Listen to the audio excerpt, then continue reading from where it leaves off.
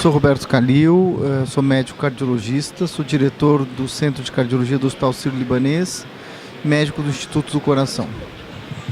Eu sou Ludmila Rajar, eu sou médica do Instituto do Coração e do Hospital Sírio-Libanês, coordeno UTI cirúrgica do Instituto do Coração e UTI cardiológica do Hospital Sírio-Libanês. Calil, eu vou te fazer uma pergunta sobre síndrome coronária aguda. Um eletrocardiograma normal na sala de emergência exclui a possibilidade de síndrome coronária aguda? Não, quer dizer, o mais importante na doença coronária, na minha opinião, é o sintoma. Então, evidentemente, se chega um paciente numa sala de emergência e ele com uma dor clássica, né? E temos que tomar cuidado com esse negócio de dor típica ou dor clássica, que teoricamente é uma dor em aperto, em opressão, com sudorese, que caminha com o braço, para o pescoço. Muitas vezes, esses sintomas, a pessoa pode estar tendo um quadro de insuficiência coronária aguda e não ter esses sintomas clássicos. Porém, um eletro completamente normal não descarta completamente, não exclui a possibilidade de uma síndrome coronária aguda. Tem que ter outros fatores, quer dizer, você tem que ver o sintoma, o paciente, a história, fator de risco, e dentre eles o eletro, que é extremamente importante, mas não exclui. Em relação a marcadores cardíacos, quais, quando e como nós devemos utilizar na suspeita da síndrome coronária aguda? Os clássicos, né? Qualquer suspeita de síndrome coronária aguda, os marcadores, as enzimas ACPK, CKMB, a troponina, né? E lembrar da mioglobina, né, doutor Calil, que tem até um pico mais precoce, que a gente não utiliza tanto na prática clínica, mas hoje também tem sido recomendado, né? A mioglobina pode ser pedida, mas não acho essencial. Quer dizer, vários centros não usam de rotina a mioglobina, né?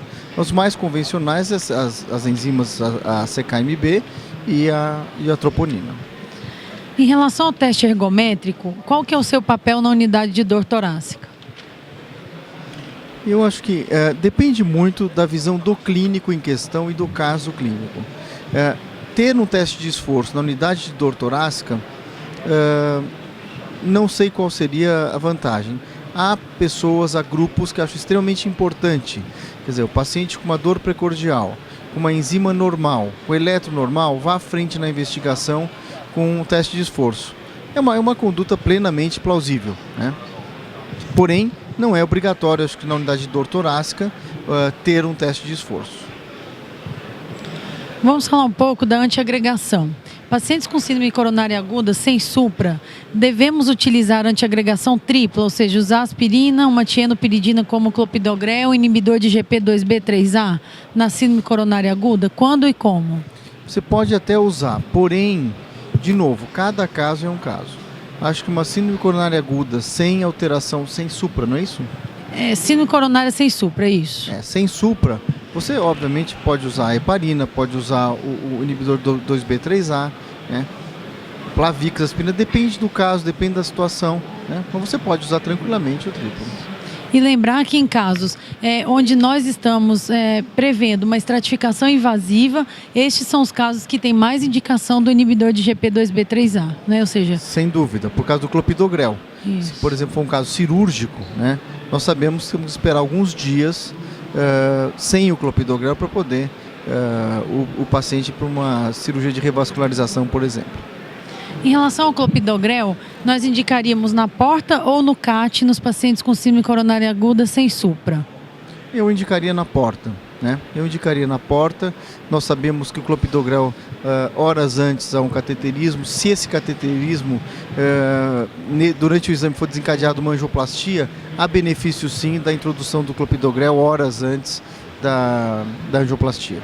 Lembrar que o clopidogrel a gente normalmente faz uma dose de ataque, depois uma manutenção, e quanto mais precoce, maior o benefício. E não só falar do clopidogrel, mas hoje o prasugrel, que já está no mercado, que tem uma indicação até mais, né, doutor Calil, mais precisa, ou seja, mais baseada em estudos clínicos e randomizados, mas o prasugrel não deve ser utilizado em paciente com história prévia de AVCI ou ataque isquêmico transitório. E hoje nós estamos esperando outras tienopiridinas que não tenham essa história de ter que suspender 5 a 7 dias, como o ticagrelor e o cangrelor, para que nós possamos suspender 1 ou 2 dias antes de um eventual procedimento cirúrgico e o paciente não deixe de se beneficiar do uso da tienopiridina. Em relação à fibrinólise e heparina, devemos aumentar a chance de reperfusão com heparina em pacientes em uso de streptokinase ou de alteplase? Ou seja, o paciente vai ser trombolizado, devemos associar heparina? Bom, com a streptokinase não há grande benefício nisso, né? Com RTPA, sim. Né? Então, isso é uma coisa clássica que já está estabelecida, né? Perfeito. Devemos anticoagular pacientes idosos com fibrilação atrial? Até que idade? Sim, até 200 anos de idade, na minha opinião. Né? Os pacientes idosos são os que mais, durante o quadro de fibrilação atrial, que tem fibrilação atrial, são os que mais risco têm de um fenômeno embólico cerebral. Portanto, essa população de idosos é que tem que sim ser anticoagulada a pleno. Cada vez mais se comprova e se vê na prática, isso é uma estratégia definida. O paciente idoso com fibrilação atrial tem que ser anticoagulado, sim, e bem anticoagulado. Em relação ao uso das estatinas no infarto agudo do miocárdio, como utilizar e quando utilizar? Eu acho que sempre a estatina está provada ser um benéfico, né? Não só na prevenção, como no tratamento da insuficiência coronária. Então, isso é uma coisa importante, ter sempre estatina em todas as situações. No infarto, há indicação do uso de Swan-Ganz e de balão intraórtico? Depende do caso. A indicação de Swan-Ganz e balão intraórtico, quer dizer, no passado o Swan-Ganz era muito utilizado, né? Na minha opinião até super utilizado. Hoje em dia tem que ter indicação. É óbvio que o paciente com instabilidade hemodinâmica, um choque cardiogênico, vai se beneficiar da utilização do Swan-Ganz, e o balão intraórtico tem que ser muito bem indicado.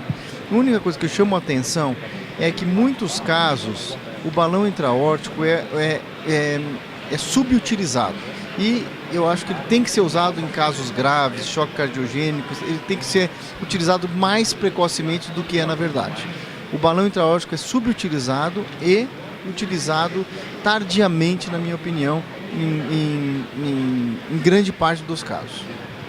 Lembrar também que o Swan-Ganz, nos últimos anos, a ideia de não se usar baseado em estudos randomizados que não demonstram benefício, esses estudos têm bastante vieses, essa população ela é bastante heterogênea e o paciente com infarto complicado, com choque cardiogênico, com complicação mecânica, é um paciente de difícil manejo.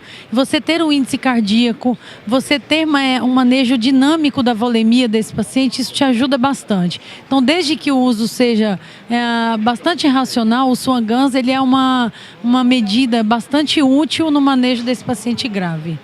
Dr. Khalil, paciente com infarto com supra, quando você pensa em trombolizar e quando você pensa em transferir para um centro de hemodinâmica? Bom, o infarto com supra, o local ideal para você infartar, se eu tivesse que infartar um dia, eu queria infartar do lado da mesa de cateterismo, na sala de cateterismo. Quer dizer, quanto mais rápido abrir a artéria, melhor. E se sabe que o procedimento invasivo, quer dizer, com angioplastia de resgate, ela é mais eficaz. Porém, quando que nós trombolizaríamos? O quanto antes. Isso. O quanto antes. Se você não tem, se vai demorar para fazer o cateterismo, quer dizer, não adianta você ficar com o paciente na maca, infartado, com supra, esperando a sala de hemodinâmica algumas horas, né? Ou então você, obviamente, vai para a trombólise. Se você tiver um serviço que rapidamente vá para a sala de hemodinâmica, eu preferiria a sala de hemodinâmica. Isso, classicamente a gente recomenda, se você tem um tempo porta-balão maior que 90 minutos, esse paciente deveria ser trombolizado. E lembrar que o subgrupo de pacientes que mais se beneficia da angioplastia é o paciente com mais de 3 horas da apresentação da síndrome coronariana ou paciente que tem fatores de alto risco para complicação do tipo KILIP maior que 3 ou choque cardiogênico. Esses pacientes deveriam preferencialmente ir para o laboratório de hemodinâmica. A doença coronária é muito traiçoeira. Então, primeiro, essa pergunta inicial, o eletro normal descarta, precisa tomar muito cuidado com isso. Não descarta. Então, se você tem suspeita de insuficiência coronária aguda, por favor, mantenha o paciente no pronto-socorro, colhe a enzima, repita o eletro 6, 9 horas depois, junto com a enzima. Tem que ter muito cuidado antes de dispensar um paciente.